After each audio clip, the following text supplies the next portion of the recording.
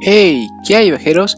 Con la última actualización llegaron una nueva serie de armas llamada las Adamant, y el día de hoy las analizaremos a fondo para ver si vale la pena o no crearlas. En primer lugar, tienes que saber que estas armas se caracterizan porque poseen daño físico, por lo que si habría que compararlas con alguna de las anteriores, tendría que ser con las Twilight. Anteriormente, estas eran las que poseían más daño físico que las Fenrir, aunque en lo que más destacaban eran en el aumento de HP que nos brindaban, pero ahora con la llegada de las Adamant, estas serían no su reemplazo, pero sí una variante a tener en cuenta para las batallas, debido a la gran cantidad de ataque físico que poseen. Con respecto al refinamiento de las Adamant, al ir subiendo de nivel, lo que va aumentando serían sus puntos de ataque, en un total de 20 puntos, pero al llegar al nivel 4, estos obtienen hasta casi 60 puntos adicionales, con los cuales podremos usar para causar una gran cantidad de daño al rival. Lo más probable es que te preguntes, ¿me conviene llevar un arma con más HP o ataque? Pues eso depende mucho del modo de juego que tengas, como también del nivel que cuenten tus personajes, ya que por un lado, si tus personajes están a un nivel alto y además quieres jugar a hacer mayor cantidad de daño al rival, lo más recomendable es que uses un tipo de arma como las Adamant, ya que así podrás hacer bastante daño al rival en pocos turnos. Por otro lado, si ves que tus personajes no tienen muchos niveles, como también eres más de jugar a lo seguro, sería bueno que sigas llevando equipadas las Twilight, ya que estas te ayudarán a que tus personajes puedan sobrevivir a los golpes muy críticos del rival, los cuales, en el mejor de los casos, estos seguirán en pie para que los cures en los posteriores turnos.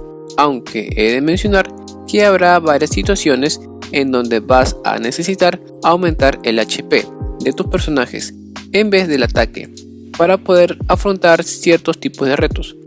Una vez vista la diferencia entre las Adamant y las Twilight, seguro te preguntas, ¿y qué hay de las Sacred?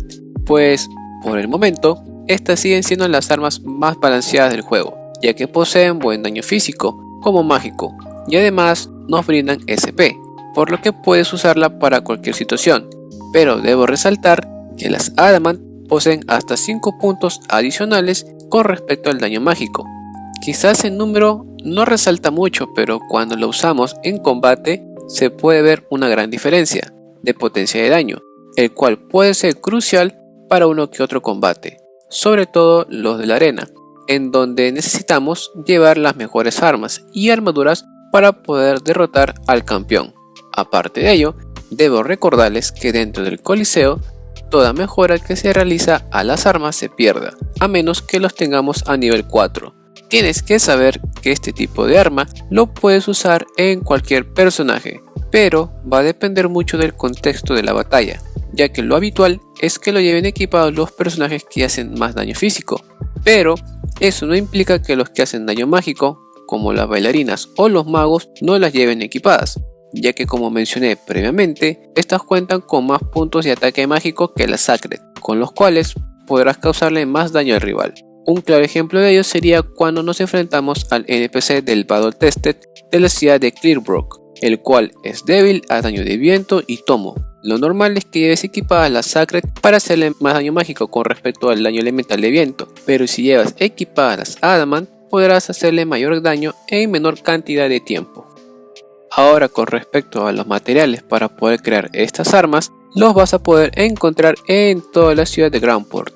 Sin embargo, el mejor lugar para farmear los materiales sería en la Gruta Marina, el cual sucede en los acontecimientos de Bestower of Power 2, ya que aquí la mayoría de los enemigos cuentan con debilidades muy similares, por lo que si llevas personajes con ataques en área, podrás obtener una gran cantidad de objetos de forma rápida. Como además, aquí podrás encontrar a los 4 Elite Enemies principales, los cuales nos brindan los fragmentos para poder refinar estas armas. Aunque no es la única forma de obtener fragmentos, ya que en la Torre de los Recuerdos de la Bonfire of Battle 2 tenemos disponible la Zona del Mar, por lo que podemos farmear de 2 a 4 veces por día los objetos para mejorar estas armas al máximo, de forma más rápida.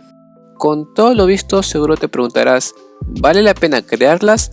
Pues vale la pena crearlas si buscas hacer exclusivamente daño físico, como también hacer un poco más de daño mágico al rival, aunque además de ello, ya no tendríamos la necesidad de equipar accesorios de ataque y podríamos aprovechar esos espacios vacíos para incluir accesorios que nos brinden otra estadística.